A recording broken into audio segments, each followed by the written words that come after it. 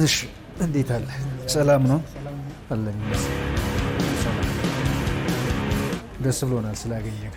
ሰላም ጤና ይስጥልን። እንዴት አላችሁ የተከበራችሁ አድማጭ ተመልካቾቻችን? የስፖርት ባለ ታሪኮቹ ፕሮግራማችን ተጀምሯል። ዛሬ አትሌት ልዑል ገብረስላሴ ከኛ ጋር ቆይታ ያደርጋል። ስለ አትሌቲክስ ህይወቱ ቀጣይም ስላሉት እቅዶቹ ሀሳቦቹን የምናነሳ ይሆናል። አብራችሁ እንድትቆዩ ነው በአክብሮት የምንጋብዘው። የዚህ ፕሮግራም አጋራችን ኢትዮ ቴሌኮም ነው። መልእክቱን ሰምተን ቀጥታ ወደ ፕሮግራማችን እናልፋለን። በድጋሚ አብራችሁን ቆዩ።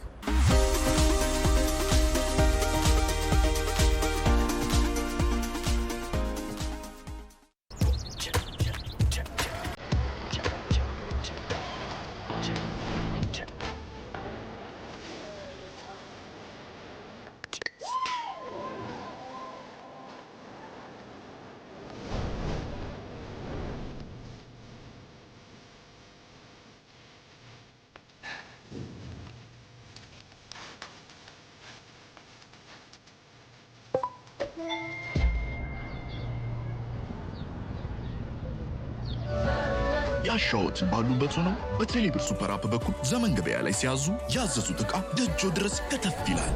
ዘመን ገበያ፣ ገበያውን ደጆ ድረስ። ኢትዮ ቴሌኮም።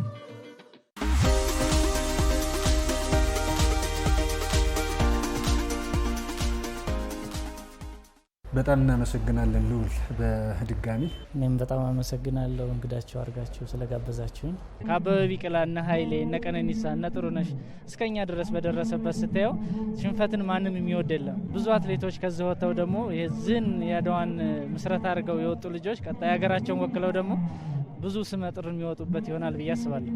መግቢያ እናድርገው ብዬ ነው እንግዲህ ከሰሞኑ የሸዋ አትሌቶች ማህበር ደብረ ብርሃን ላይ የመጀመሪያውን ውድድር አድርጎ ነበር። የ10 ኪሎ ሜትር የጎዳና ላይ ውድድሩ ምን ይመስል ነበር? ያው እንግዲህ እንዳያችሁት የአድዋ ብርሃን በደብረ ብርሃን 10 ኪሎ ሜትር ሩጫ በሚል መሪ ቃል በ22 አካሄደናል። ያው እንግዲህ ውድድር ያው ታሪካዊ ነገሮችን ከኋላ ያዘ ነው። ያው እንግዲህ አፄ ምኒልክ ለኢትዮጵያ ያደረጉት በረከት በጣም ብዙ ተጋድሎ ነው። ያው አትሌቲክሱን በራሱ አልበገር ባይነት ስለሆነ በሸዋ ላይ ደግሞ ያው ብዙ ስፖርቱ ትንሽ ቀዝቀዝ ስላለ ያንን ተተኪ አትሌትን ከትምህርት ቤት ከታች ያለውን ለወደፊትም በዚህ ውድድር ላይ ብዙ አትሌቶች ይወጣሉ ብለን ስላሰብን ለዛ አሁን አድርገናል። ቀጣዩን ደግሞ ከዚህ የበለጠ ይሆናል ብዬ አስባለሁ። ተጨማሪ ነገር እናወራለን። የሸዋ አትሌቶች ማህበር ቀጣይ የያዛቸውን እቅዶችን በተመለከተ ግን ወደ ኋላ እንመለስና ወደ አንተ የአትሌቲክስ ህይወት ሩጫውን እንዴት ጀመርህ? ስለ እድገትህ የተወሰነ ነገር እናንሳ ብዬ ነው። እሺ ያው እንግዲህ እኔ ያው ተወልጄ ያደግኩት በሀገረ ማርያም ከሰም ወረዳ ሰሜን ሸዋ ነው። ያው ማንኛውም ስፖርተኛ እንደሚጀምር ያው ከትምህርት ቤት ነው የጀመርነው። ከትምህርት ቤት ጀምሬ ያው እንደሌላው አትሌት ብዙም አልቆየሁም። ቶሎ ነው ውጤታማ የሆንኩት። ከዛ ወጥቼ ወደ ሐዋሳ ነው ለአንድ አመት ምናምን ያክል ስሰራ ቆይቼ ያው ወደ ፕሮጀክት አዲስ አበባ መጣሁ 2004 ላይ ያው አዲስ አበባ ፕሮጀክት ላይ ታቀፍኩ። ከዛ በኋላ ያው በስፖርት ላይ ልቆይ ችያለሁ። ብዙ አትሌቶች ልዑል ዛሬ ካሉበት ከፍታ ላይ ለመድረስ በብዙ ውጣ ውረድ እንዳለፉ ይናገራሉ። ምናልባት አንተ በዛ መልኩ አልፈሃል ወይስ ቶሎ ነው ወደ ስኬት የመጣ? በትክክል ያው ከታች ጀማሪ ስትሆን የማይገጥም ፈተና የለም። እንደኛ ቤተሰብን ፈቃደኛ አይሆንም በወቅቱ። ያው በእኛ ሀገር እንደምታውቀው ከሌ ሯጭ ሆነ ሲባል ወደ ሌላ ነገር ነው የሚያስቡትና ያ በጊዜው ትንሽ ለኔ ፈተና ነበረ። ቤተሰብን ማሳመን አለ፣ እናት አባትን ወንድሞችን ማሳመን አለና ያ ትንሽ ፍንጭ እስከማሳይ ድረስ ትንሽ ፈተናዎች ነበሩ። ግን ያው የሆነ ውጤታማ ከሆንኩ በኋላ ሁሉም ያው ወደ እኔ የማበረታታትና የመደገፍ ባህሪዎች ከዛ በኋላ ነው የታዩት። ፕሮጀክት ውድድር ላይ ለሐዋሳ ላይ ልወዳደር ሄጄ ከዛ አልፈቅድ ሲሉኝ ወንድሜ ነው የወሰደኝ። ክልሉን ወክለህ ነው ሄድክ? አይ ክልሉን ወክዬ አይደለም፣ እዛ ልማር ለትምህርት ነው የሄድኩት። ለትምህርት ሄጄ እዛ ትምህርት ላይ ያለሁ ነው ስፖርቱንም ስሰራ የነበረው እና እዛ ውድድር ላይ የሆነ ይመስለኛል የፕሮጀክቶች ውድድር ላይ ነው ሐምሌ ላይ ይመስለኛል። እዛ ላይ 15000 ለመወዳደር ሲሄድ ለካ ተደብቆ እሱ እያየ ይኖራል ያላየሁትም እና አሸንፌ ከወጣሁ በኋላ መጥቶ ሳመኝና አልቅሶ ካሁን በፊትም ለደበደብኩ ይቅርታ ከዚህ በኋላ ሁሉንም ማድረግ ያለብኝን አረጋለሁ በርታ አለኝ። እኔም በቃ የሌለ ስሜት ነው የተሰማኝ። ምክንያቱም ከኋላ የነበረውን ስለማቅ ትምህርቱ ላይ ጎበዝ ነበርኩ፣ ግን የበለጠ ወደ ሩጫው ላይ ነው የምሄደው። ያው በቴሌቪዥን ቀነኒሳን ጥሩነሽን ነው የምናየው በዛን ጊዜና እነሱን ስንሰማ በቃ ትምህርቱን አላስበውም፣ ማስበው ወደ ሩጫው ነውና ከዛ በኋላ ያው ሁሉም መንገዶች እየተከፈቱ መጡ። ኢትዮጵያ ውስጥ ሁሉም አትሌቶች ጠንካሮች ናቸው። ለኔ አርአያዬ ግን ቀነኒሳ በቀለ ከታይ ጀምሬ እሱን ነው በእኛ አካባቢ የሚሰማው። በየደብተራችን ላይ ፎቶ ሁሉ ነበርና የሱ ውድድር ሌሊት 10 ሰዓትም ቢሆን 2 ሰዓት 3 ሰዓት ሄደን ቴሌቪዥን ያኘ ብዙም አልነበረ የትና የት ሄደን እናይ ነበርና ለኔ ሞዴሌ እሱ ነው። አብራችሁ ወጣችኋል? ሁለት ሶስት ጊዜ ሮጠናል። ምን ተሰማ? የተለየ ደስታ ነው የሚሰማ። አሁንም አብረን ነው ትሬኒንግ የምንሰራው፣ አንድ ማናጀር ላይ ነው የምንሰራውና ልጆችን የማበረታታት ያለው ተሰጥቶ ሁሉም እንደሱ ሰው ቢሆን የት በደረሰ እና እኛን ውድድር ስንሄድ ቁጭ አድርጎ ነው ይመክረን። ይሄ ምናልባት ከክልል ወጥተህ ወደ አዲስ አበባ ስትመጣ የነበረውን ሂደት እንዴት ታስታውሰዋለህ? ያው ከክልል ወደ አዲስ አበባ ስትመጣ ያው ሁሉ አልጋ ባልጋ አይሆንም። አንደኛ ክልል ላይ ያለው አትሌትና አዲስ አበባ ላይ ያለው አትሌት በዛን ጊዜ አዲስ አበባ ላይ ሁሉ ፋሲሊቲ የተሟላለት ነው። ክለብ ለመግባት በጣም ከባድ ነው በዛን ጊዜ። በጣም በቃ አዲስ አበባ ላይ ክለብ ገባህ ማለት እንዴት ልበልህ፣ በዛን ጊዜ አሁን እንደዚህ ክለብ ሊሞላ በየሰፈሩ ተለምነህ ለምትገባው ያን ጊዜ እኔ ባንክ ነበር አጋጣሚ አስታውሳለሁ። ኢትዮጵያ ንግድ ባንክ ነው የገባሁት እና እዚህ አንደኛ ወጥቼ ነው የገባሁት። እንዲያውም ትዝ ይለኛል ጌታነህ ሞላ ነው ሁለተኛ ወጣው። ያን ጊዜ እሱ ክልልን ወክሎ ነው የመጣው መሰለኝ፣ ደብረ ብርሃን አይ ቲንክ ደብረ ብርሃን ማሰልጠኛ መሰለኝ ወክሎ የመጣውና ባንክ ስገባ የተሰማኝን ደስታ ጠይቀኝ። አንደኛ ከቤተሰብ ነጻ ትሆናለህ፣ ቢሆንም ብታንስም ብትበዛም የራስ ደሞዝ ይኖርሃል፣ የራስ ውድድር በየቀበሌው በየውድድሮች ታገኛለህና እዛ ስገባ በቃ ውጤታማ እንደመሆን አወቅ። ያው ጠንክሬ ሰራው። ያው አሁን ላለሁበት ደረጃ በጥቻለሁ። ስለ ሀገር ውስጥ ውድድሮች ትንሽ ነገር እናንሳ ብዬ ነው ልዑል። የተሳተፍክባቸው ትላልቅ ውጤት ያስመዘግብባቸው የሀገር ውስጥ ውድድሮች አሉ? ምን ይመስል ነበር ከውጤቱም አንጻር? ትክክል ነህ። ሀገር ውስጥ ተሳትፈ ላይ ብዙም ባልሳተፍ ኢትዮጵያ ሻምፒዮን አንድ ጊዜ ተሳትፍ ያለው 5000 ሁለተኛ ወጥቻለሁ። ከዛ 15 ኪሎ ሜትር ሜጀር ጀነራል ሀይሎም ተከታታይ 3 አመት እኔ አሸንፍ ያለው። ከዛ 21 ኪሎ ሜትር እንደዚሁ አሸንፍ ያለው። ክሮስ ካንትሪ ጃን ሜዳ አንዴ ሁለተኛ ወጥቼ እነኝህን አድርግ ያለው ሀገር ውስጥ። ለመጀመሪያ ጊዜ ከሀገር የወጣበትን አጋጣሚ ታስታውሰዋለህ? ምን ይመስል ነበረ እድሉን ያገኘህበት ሁኔታ?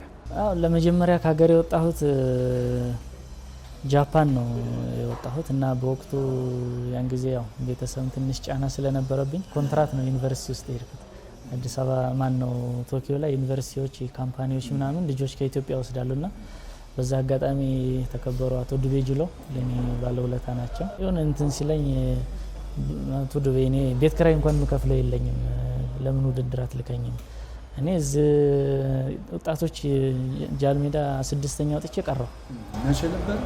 2003 እና 6ኛ ወጥቼ ስቀር እኔ አሁን ከዚህ በኋላ ወደ ቤቴ መመለስ አልችልም፣ ወይ ቤት ኪራይ ክፈልልኝ ወይ ውድድር አምጣልኝ አልኩት። የት እንደ ማናጀር የለህም አለኝ። የለኝም አልኩት። በቃ ማታ ፓስፖርትህን አምጣልኝ።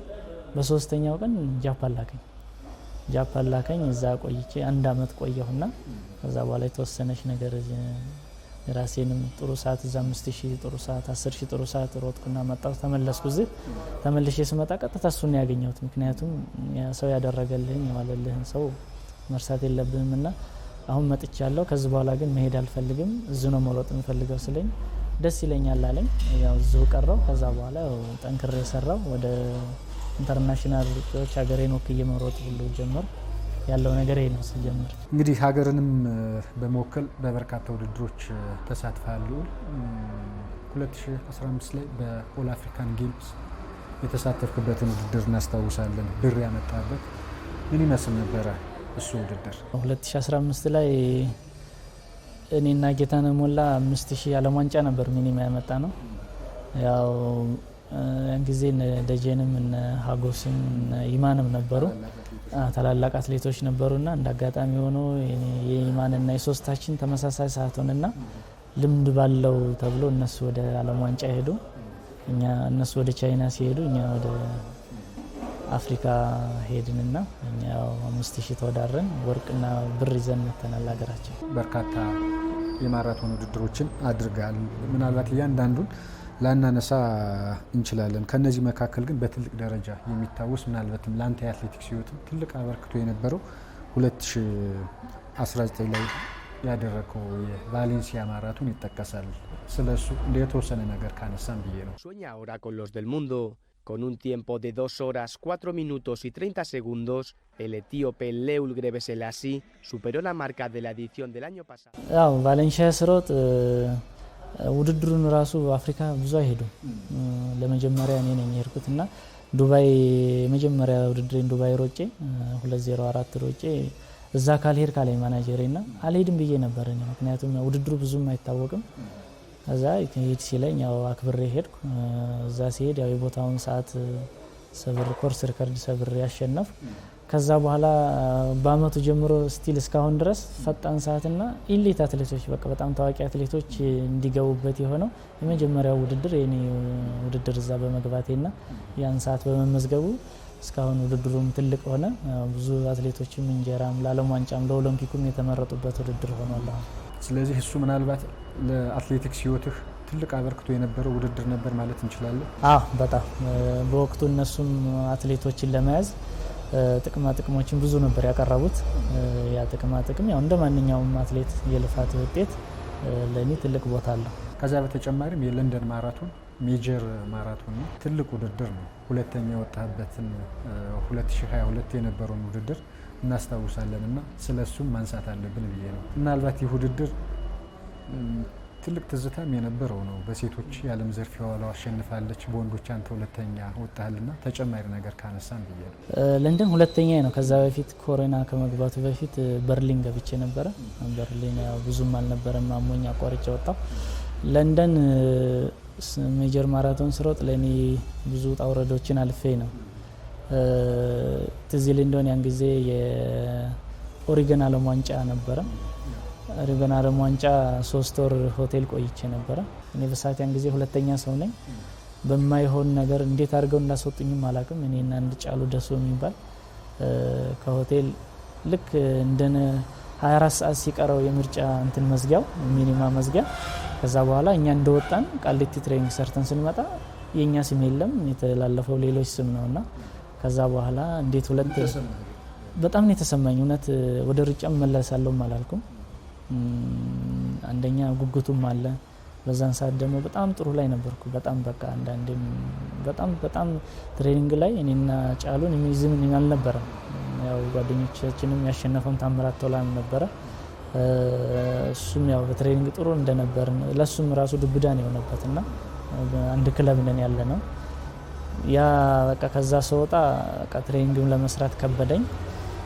በቃ ያለው ነገሮች ሁሉ ከሆቴል ውጣ ተብለ ስትባረር ይከብዳል እንደማንኛውም ምንም ያልጠበቅነው ነገርና ከዛ በኋላ ያን ውድድር እንድወዳደር ወደ ራሴ ወደ ጭንቅላቴ እንድመለስ ያደረጉኝ ሰዎች አሉ። ለነሱ ትልቅ ክብር አለኝ።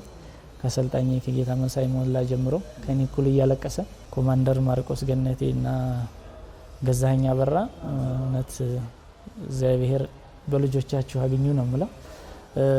ቢሮአቸው ጠርተው በነገራችን ላይ እኔ የኦሮሚያ ፖሊስ ክለብ ነኝ እና እንደ ዛሬ ጠዋት ወጥቼ ነገ ጠዋት ነው ቢሮ የጠሩኝ እና ቢሮ ጠርተው ሁሉም ኃላፊዎች ተሰብስበው ይሄ ውድድር ላንተ ይሄ ብቻ አይደለም፣ በቃ አላህን ሞራን እንዲመለስ እንዳትጎዳ ያላቸው ፍላጎት በቃ ይሄ ውድድር ገደል ይግባ ሲፈልግ አንተ መኖር አለብህ፣ እኛ መሄድ ያለብን ድረስ እንሄዳለን፣ መጠየቅ ያለብን እንጠይቃለን፣ ግን አንተ ነገ እንፈልጋለን፣ ከዚህ ሞራል ውስጥ ውጣ። በቃ ይሄን ሲሉኝ እኔ እያለቀስን የምናወራቸው እኔና ጓደኛዬ አንድ ክለብ ነበር የተቀነስ ነው።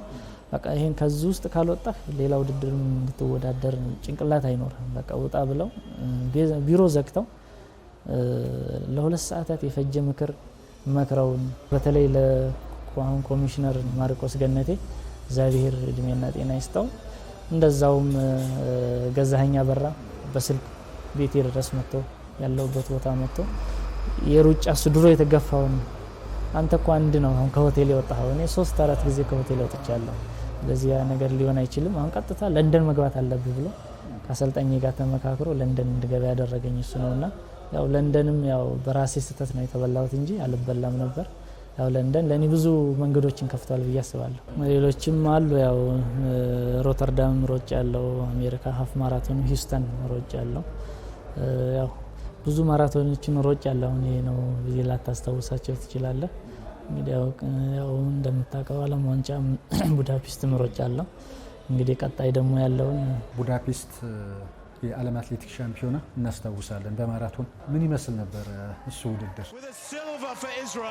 Wow, what a spectacular surge from him, and Gebre Selassie was the victim of that. ቡዳፔስት በጣም አሪፍ ነው ለኔ።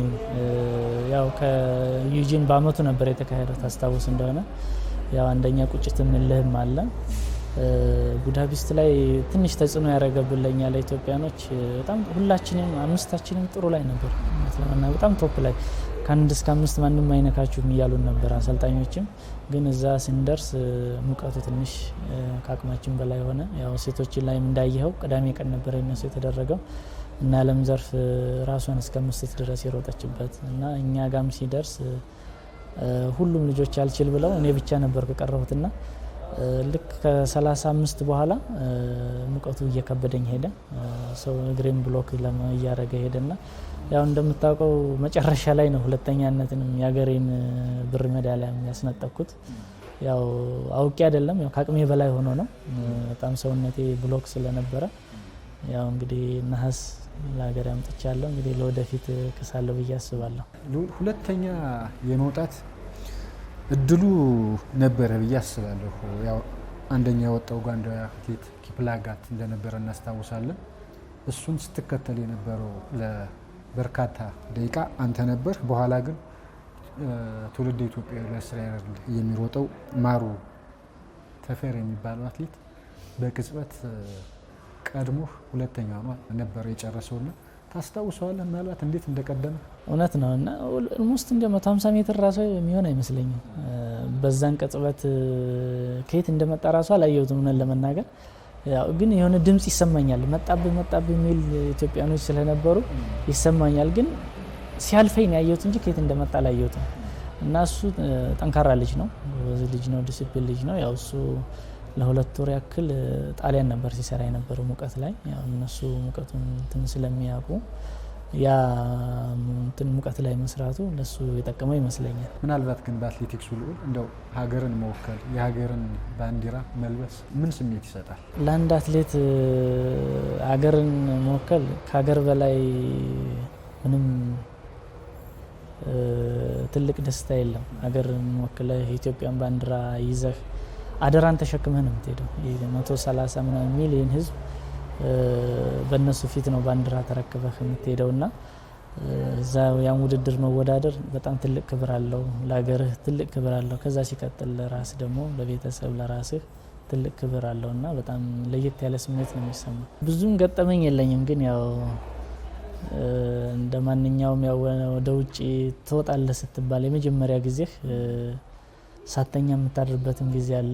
ምክንያቱም ከጉጉት አንፃር እና የመጀመሪያ ውድድር ትሄዳለህ ሲባል በቃ የሆነ ምን አይነት ነው በቃ ከኢትዮጵያ ውጭ ሌላ ሀገር እንደዚህ ውድድር የምታካሄድበት አለ ብዬ በጣም በቃ ሌሊቱ ሙሉ ሳልተኛ ያደርኩበት ቀን ትዝ ይለኛል። የቫሌንሺያን ለንደንን እና ትራክ ላይ ያለው 3-4 ትልልቅ ውድድሮች አሸንፍ ያለው እነኛን አረሳቸው። ትራክ ላይ እንዳለኝ ብቃትና እንዳለኝ ፐርፎርማንስ አልተጠቀምኩበትም። ያው በወቅቱ ያው አንዳንዴ በብሔራዊ በነበርንበት ሰዓት ላይ ያው ብሔራዊ እንደምታውቀው ወጣ ገባ ነው። አንዴ ይኖራል፣ አንዴ ይጠፋል። በዛን ጊዜ እኔ 2010 ወሰንኩት። ምክንያቱም በዛን ሰዓት አዲዳስ ታይም ትራይ ጀርመን አድርጎልን ነበረ። ጀርመን አዲዳስ አድርጎልን 27:07 ነው ሮጬ አንደኛ ሰው ሆኜ መጥቼ ያውን አስፈላጊ አይደል አልፏል። ግን ስሙን መጥቀስ የማልፈልገው አሰልጣኝ አለ።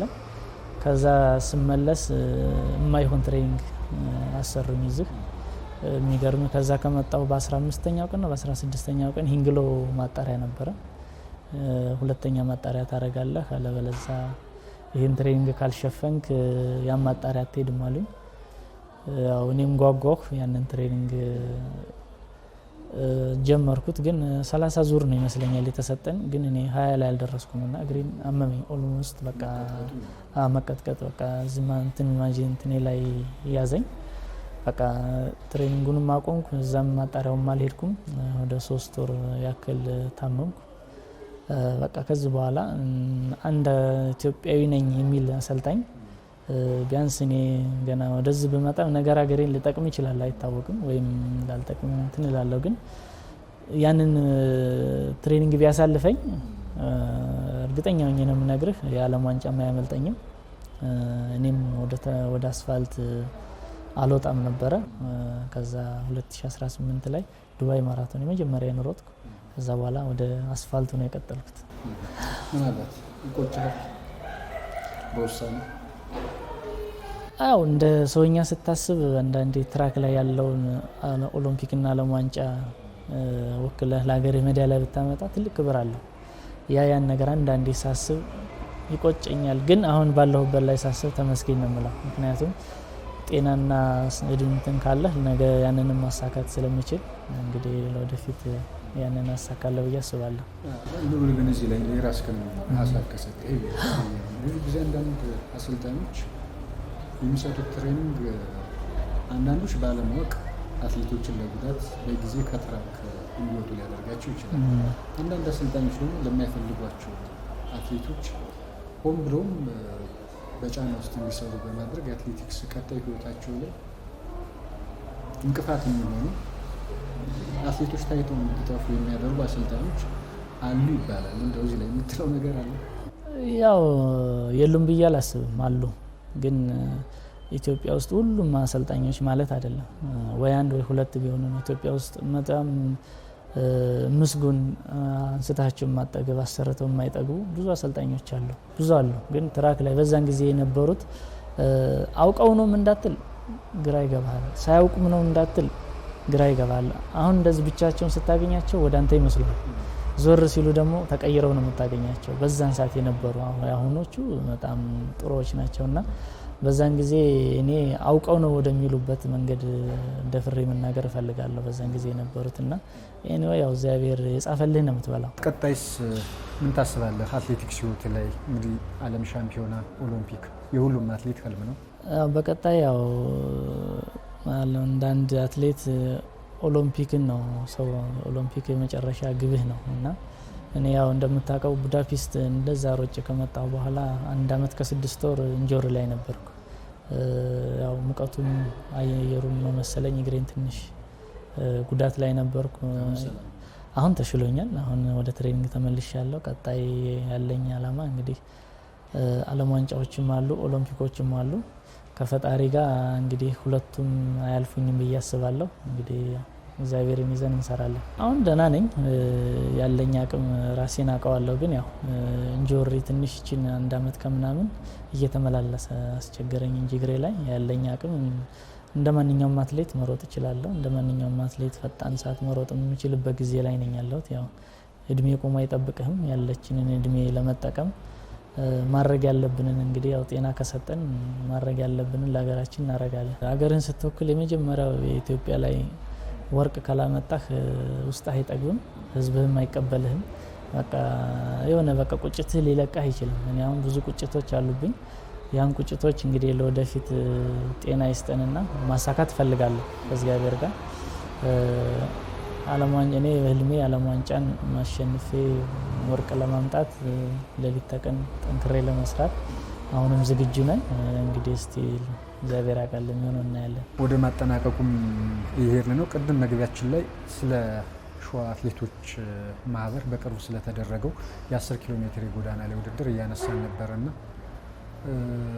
ምን ይመስል ነበር እሱ ውድድር ያሰባችሁትን አሳክታችኋል ያው እንደ መጀመሪያ ውድድር ስታስበው 90% ስኬታማ ነው አንደኛ እንደ መጀመሪያ ውድድር ስታደርግ ብዙ አትሌቶች አይመጡልህም ብዙ ታዋቂ አትሌቶች ላይመጡልህ ይችላሉ ብዙ የከተማው ነዋሪ ላይወጡልህ ይችላሉ እዛ ላይ ፈቃዱን ሲያስጨርሱ ያው ጸጥታ ሁኔታ የምኑ ብዙ ነገሮች ስላሉ ያ ነገሮች እንትን ሊሉ ይችላሉ ግን እኛ ካሰብነው በላይ ነው የሆነው በዛ አጋጣሚ የሰሜን ሸዋ አስተዳደር ከንቲባው ብልጽግና ጽህፈት ቤት የጸጥታ ኃይሎቹ እውነት ክብር ምስጋና ይገባቸዋል። ለኛ ጥሩ ድጋፍ ነው ያደረጉልን ከመጀመሪያው ገና በነገራችን ላይ 45 ቀን ነው የውድድር የተካሄደው ብለ አታምነው።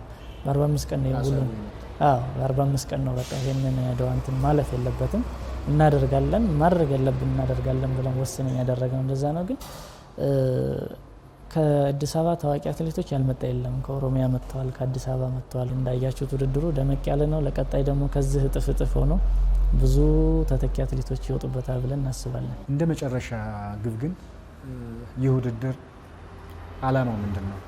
ምን ላይ ደርሶ ማየት ትፈልጋላችሁ? ይሄ ማህበር ትልቅ ደረጃ ላይ ደርሶ ማየት ትፈልጋለሁ። ምክንያቱም ይሄ ማህበር የያዘው አላማ በጣም ብዙ ነው። የያዘው አላማ የግልን ጥቅም አንግቦ የተነሳ አይደለም። በዞኑ ላይ ወይም በክልሉ ላይ በአገር ላይ በቃ በኢትዮጵያ ላይ አሁን እዚህ ጋር ሰሜን ሸዋ ይባል እንጂ እንደተቀላይ ኢትዮጵያ የሚለውን የኢትዮጵያን ስም አንግቦ የኢትዮጵያን አትሌቶች ስም ይዞ የተነሳ ስለሆነ በማንኛውም ዞን በማንኛውም ክልል አትሌት ሆኖ የተጎዳ አትሌት መሮጥ እየቻለ የወደቀ አትሌት በቤተሰብም ቢሆን በአንዳንድ ነገሮች መደገፍም ሆኖ ያልተደገፈ አትሌቶችን እየደገፉ ከቻለ የራሱ ካምፕ ኖሮት አትሌቶችን ያው መቼም ኢትዮጵያ ውስጥ ያለ አትሌት ብዙ ነው።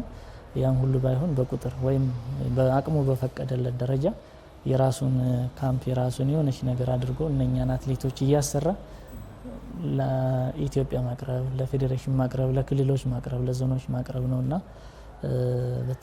ይህንን ደረጃ አንግቦ የተነሳ ነው። እንግዲህ ለወደፊት ትልቅ ደረጃ ይደርሳል ብለን እናስባለን። ምናልባት ከዚህ ጋር ተያይዞ ልውል የራስህን ሀሳብ እንድታነሳ ስለፈለኩ ነው። የአማራ አትሌቶች ማህበር ቀደም ብሎ የተመሰረተ ማህበር ነው።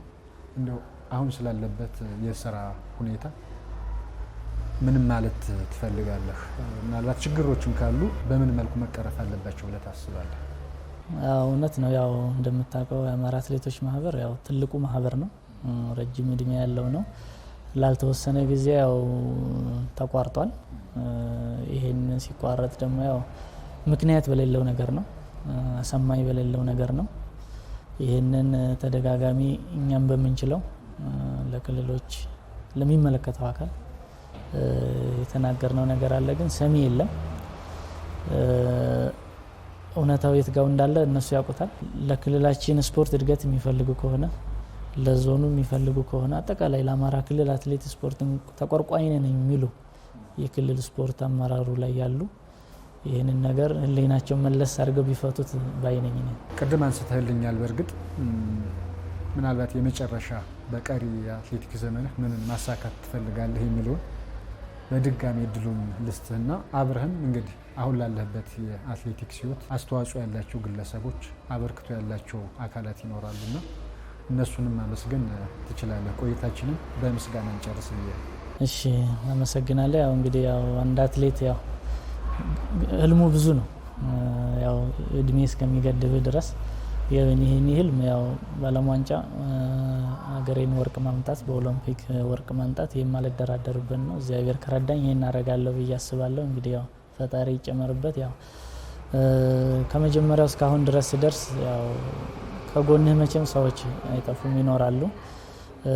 ያው ቤተሰቦቼ፣ እናቴ፣ ወንድሞቼ እና ከነሱ በላይ ያው እንደ አባትም ሆኖ ሳጠፋም እየኮረኮመ በየውድድሩም ስታመምም እንደ አባት ሆኖ የሚቆጣኝ አሰልጣኝ ጌታ መሳይ ሞላ እውነት እግዚአብሔር ልጆቼን ይባርክልኝ፣ በጣም እድሜና ጤና ይስጥልኝ እላለሁ። ከዛ ውጪ ያው ቅድምም እንዳልኩ ለኮሚሽነር ማርቆስ ገነቴና ለገዛኸኝ አበራ እግዚአብሔር ያክብርልኝ እላለሁ። ምክንያቱም ያው በችግር ጊዜ ደረሰልን ሰው ምስጋና መቼም አያስከፍልም እንጂ ከዚህ በላይ ብታረግ ጥሩ ነው እና ያው ሁሉም በአጠገቦቼ ለነበሩ ጓደኞቼ አብረው ለሚሰሩ ለቲም ባለ እና ለጅግናው አትሌት ቀነኒሳ በቀለ በየውድድሮች በእያንዳንዱ ቦታዎች ሲሄድ ለሚሰጠኝ ምክር እግዚአብሔር ይስጥልኝ እላለሁ። አመሰግናለሁ። በጣም አመሰግናለሁ። በድጋሚ የተከበራችሁ አድማጭ ተመልካቾቻችን የዛሬ የስፖርት ባለታሪኮቹ ፕሮግራማችን የተከታተላችሁትን ይመስል ነበር። እንግዲህ ዛሬ አትሌት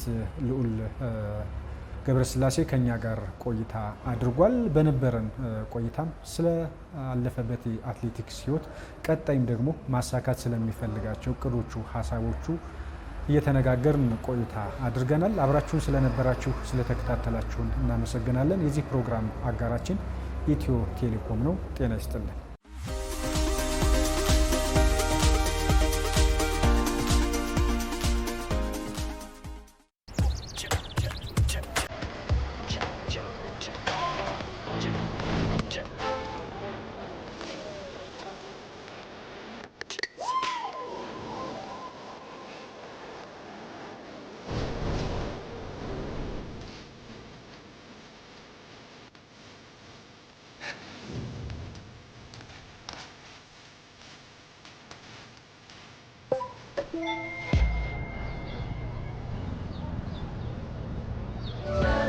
ያሻዎትን ባሉበት ሆነው በቴሌብር ሱፐር አፕ በኩል ዘመን ገበያ ላይ ሲያዙ ያዘዙት ዕቃ ደጆ ድረስ ከተፍ ይላል።